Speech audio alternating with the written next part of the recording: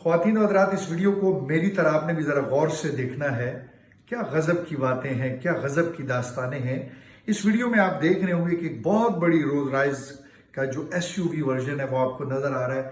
$1,000,000 کی مہنگی گاڑی ہے، اور اس میں سے اسلامی جمہوریہ پاکستان کے وزیر داخلہ صاحب اتر رہے ہیں، آئے ہیں اور کرکٹ میچ دیکھنے کے لیے گئے تھے. اسپیشلی جب پاکستان اور ہندوستان کا میچ ہوا تھا. میں میچ کی طرف تو آتا ہی نہیں ہوں، کیونکہ جو کرکٹ ٹیم کا حال کر دیا گیا ہے اس کے بعد تو بالکل ہی جو ایک سوچ اور فکر ہے وہ ختم ہو جاتی ہے کہ بالکل پاکستانی قوم کو انہوں نے بیغم کر کے رکھ دیا ہے کہ بھائی اب اس کے بعد آپ لوگ سارے اپنے اپنے کام کریں، کیونکہ پاکستان نے کبھی آپ کو کرکٹ کی دنیا میں سے کوئی خوشخبری نہیں دینی. یہ گاڑی جو آپ دیکھ رہے ہیں، ذرا غور سے اس گاڑی کو دیکھیے گا.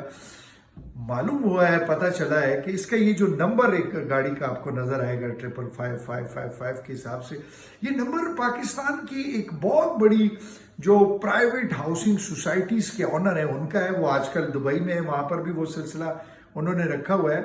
مجھے حیرت اس بات پہ ہوئی خواتین و حضرات کہ شریک جرم جو تھا قیدی نمبر 804 وہ تو جیل میں ہے، اور جس کی وجہ سے وہ جیل میں ہے وہ شخص دبئی میں ہے، اور اس شخص کی گاڑی میں ہمارے وزیر داخلہ صاحب آ رہے ہیں.